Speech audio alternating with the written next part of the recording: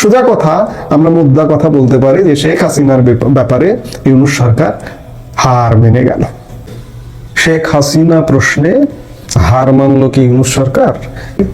আজকে অনেক খবর। আজকে ইতিমধ্যেই নির্বাচনের খুব তোড়জোড় দেখা যাচ্ছে।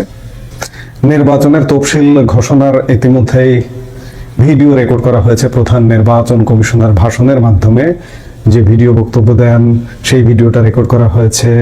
আগামীকাল এটি প্রচার করা হবে, অর্থাৎ আগামীকাল নির্বাচনের তফসিল ঘোষণা হবে। মহামান্য রাষ্ট্রপতির সাথে নির্বাচন কমিশন সাক্ষাৎ করেছে এবং দুজন ছাত্র উপদেষ্টা ছিলেন, মাহফুজ আলম এবং আসিফ মাহমুদ সজীব ভুইয়া, ইতিমধ্যে তারাও পদত্যাগ করেছেন।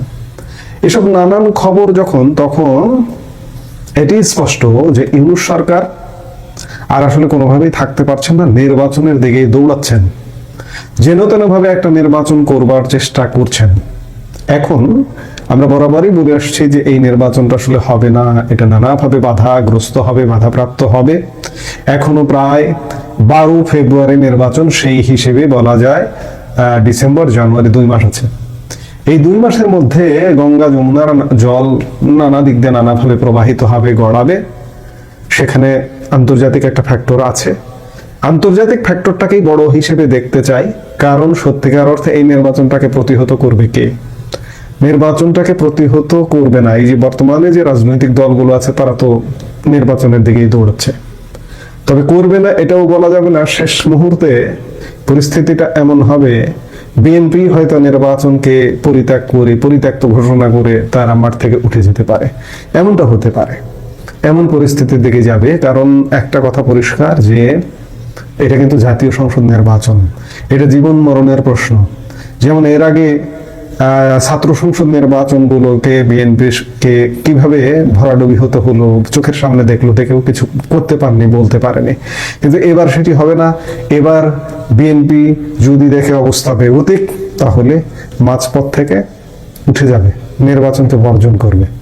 মূলত ইউনূস সরকারের যেটা পরিকল্পনা, জামাতকে নিয়ে একটা পরিকল্পনা, জামাত সংখ্যাগরিষ্ঠতায় কম হলেও তাদেরকে নিয়ে পরিকল্পনা, জামাতকে ক্ষমতায় বসিয়ে দিয়ে চলে যাওয়ার। আসলে শেষ পর্যন্ত আওয়ামী লীগের দল সাংগঠনিকভাবে দেখছি না।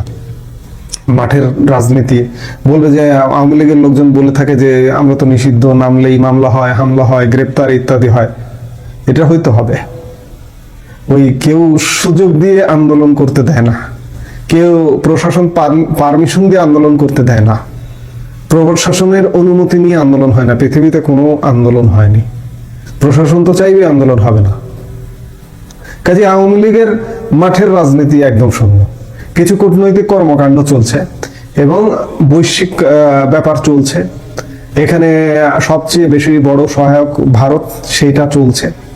আবার সেগুলো আলোচনার বিষয় নয়। আমি আলোচনার বিষয় যেটি বলতে চাই যে নির্বাসিত প্রধানমন্ত্রী শেখ হাসিনা প্রশ্নে ইউনূস সরকার হার মেনে গেল। জুলাই অভ্যুত্থান সময়কালে মানবতা বিরোধী অভিযোগে মৃত্যুদণ্ড প্রাপ্ত আসামি বলছে ইউনূস সরকার। আমরা আসামি বলি না, আসামি বলতে চাই না, কারণ রাষ্ট্রপ্রধান, সরকার প্রধান, দেশকে সুরক্ষা দেওয়া তাদের দায়িত্ব, দেশের মানুষের জানমাল নিরাপত্তা দেওয়া তাদের দায়িত্ব, সম্পদ রক্ষা করা তাদের দায়িত্ব। তারা সেই সময় এই যে জুলাই অভ্যুত্থান নামে যে সন্ত্রাসী কর্মকাণ্ড করেছে, তারই সুরক্ষা দিয়েছে তৎকালীন আওয়ামী লীগ সরকার। এই সুরক্ষা দেওয়ার দায়, শুধু সুরক্ষার দেওয়ার দায় না, এটা জামাতি বিচার সত্যিকার অর্থে। সেই বিচারে অভিযুক্ত মৃত্যুদণ্ড প্রাপ্ত আসামি বলছে তারা। ইউনূস সরকারের পররাষ্ট্র উপদেষ্টা তৌহিদ হোসেন বলেছেন যে শেখ হাসিনাকে ফেরানোর বিষয়টি ভারতের সিদ্ধান্তের উপর নির্ভরশীল। দিল্লিতে অবস্থান করা আওয়ামী লীগ সভাপতির দেশে ফেরার বিষয়টি তার নিজের সিদ্ধান্তের উপর নির্ভর করার যে বক্তব্য ভারতের বিদেশমন্ত্রী এস জয়শঙ্কর দিয়েছেন অতি সম্প্রতি, সেই প্রেক্ষাপটে বুধবার এক প্রশ্নের জবাবে ঢাকার প্রধান কূটনীতিকের তরফে এই বক্তব্য আসে। জয়শঙ্করের সেই বক্তব্যের বিষয়ে বাংলাদেশের অবস্থান কি, এক সাংবাদিকের এমন প্রশ্নে তৌহিদ হোসেন বলেন, আমরা কি করতে পারি বলেন তো? এক্ষেত্রে ঢাকার কি করণীয়? এমন প্রশ্নে তিনি বলেন করণীয় তেমন কিছু আসলে নেই, কারণ ভারতকে রাজি হতে হবে অথবা চাইতে হবে তাকে ফেরত পাঠাতে। ভারত রাজি না হলে আর কিছু করার নেই, এমন এক প্রশ্নে পররাষ্ট্র উপদেষ্টা বলেন রাজি না হলে আসলে তো কিছু করার নেই, আমরা রাজি করানোর চেষ্টা করতে পারি। ভারতের রাজি করানোর বিষয়ে আর এক প্রশ্নের জবাবে তৌহিদ হোসেন বলেন আমরা রাজি করানোর চেষ্টা চালিয়ে যেতে পারি, এইটুকুই, এর চেয়ে বেশি কিছু করতে পারি না। আপনারা ইতিমধ্যেই জানেন যে তথাকথিত জুলাই আন্দোলনে, তথাকথিত মানবতা বিরোধী অপরাধে আন্তর্জাতিক অপরাধ ট্রাইব্যুনাল গত 17 নভেম্বর শেখ হাসিনা ও সেই সময়ের স্বরাষ্ট্রমন্ত্রী আসাদুজ্জামান খান কামালকে মৃত্যুদণ্ড দিয়েছে। আসাদুজ্জামান খান কামালও এই মুহূর্তে ভারতে অবস্থান করছেন। সেই দিনই এক বিবৃতিতে দুইজনকে ফেরত দিতে ভারতের প্রতি আবারও আহ্বান জানিয়েছে সরকার। এরপর গত 23 নভেম্বর শুক্রবার ভারতকে একটি কূটনৈতিক পত্র পাঠায় সরকার। তার 3 দিন পর দিল্লি চিঠি পাওয়ার কথা স্বীকার করে, মৌখিকভাবে স্বীকার করে, অফিসিয়ালি আজও পর্যন্ত কখনো চিঠি দেয়নি। এর আগেও গত ডিসেম্বরেও এরকম একটি চিঠি দিয়েছিল বাংলাদেশ, কিন্তু সেই চিঠিও মৌখিকভাবে স্বীকার করেছিল যে আমরা পেয়েছি। শুধু তাই না, সেই সময় চিঠি নিয়ে প্রশ্নও তুলেছিল ভারত।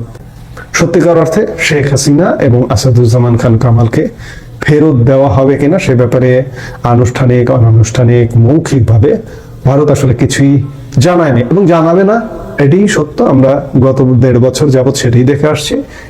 মানবতা বিরোধী অপরাধের মামলার পর আবার প্লট দুর্নীতি মামলায় শেখ হাসিনাকে কারাদণ্ড দেওয়া হয়েছে, সেটিও 21 বছরের। আওয়ামী লীগ সভাপতির ভারতে থাকার বিষয়টি তার একান্ত ব্যক্তিগত সিদ্ধান্ত মন্তব্য করে সম্প্রতি এক অনুষ্ঠানে দেশটির বিদেশ মন্ত্রী সুব্রামানিয়াম জয়শঙ্কর বলেছেন তিনি যে পরিস্থিতিতে ভারতে আসতে বাধ্য হয়েছেন তাতে এই বিষয়ে সিদ্ধান্ত নেওয়ার ক্ষেত্রে সেটির প্রভাব থাকবে। সম্প্রতি হিন্দুস্তান টাইমস লিডারশিপ সামিটে এনডিটিভির প্রধান নির্বাহী কর্মকর্তা ও প্রধান সম্পাদক রাহুল কানওয়ালের সঙ্গে আলাপচারিতায় জয়শঙ্করের কাছে জানতে চাওয়া হয় শেখ হাসিনা যতদিন চান ততদিনই ভারতে থাকতে পারবেন কিনা। জবাবে জয়শঙ্কর বলেন এটা একটা ভিন্ন বিষয়, তাই না? তিনি একটি বিশেষ পরিস্থিতিতে এখানে এসেছেন, তাকে ঘিরে যা ঘটছে তাতে সেই পরিস্থিতির স্পষ্ট প্রভাব রয়েছে বলে আমি মনে করি, কিন্তু তারপরও এটা এমন এক বিষয় যে বিষয়ে সিদ্ধান্ত তাকেই নিতে হবে, বলেছেন ভারতের বিদেশ মন্ত্রী এস জয়শঙ্কর। নয়াদিল্লি ও ঢাকার মধ্যে সম্পর্কের প্রসঙ্গ টেনে প্রতিবেশী দেশে বিশ্বাসযোগ্য গণতান্ত্রিক প্রক্রিয়ার প্রয়োজনীয়তা নিয়ে ভারতের অবস্থানের উপর জোর দেন সেই সাক্ষাৎকারে। ভারতের পররাষ্ট্রমন্ত্রীর এমন বক্তব্যের প্রেক্ষাপটে শেখ হাসিনাকে ফেরতের বিষয়টিও দেশটির সরকারের ভূমিকার কথাও বলেছেন বাংলাদেশের পররাষ্ট্র উপদেষ্টা। ভারতের বাইরে তৃতীয় কোনো দেশে শেখ হাসিনার যাওয়ার পরিকল্পনার বিষয়েও কোনো সংবাদ মাধ্যমে খবর হয়েছে।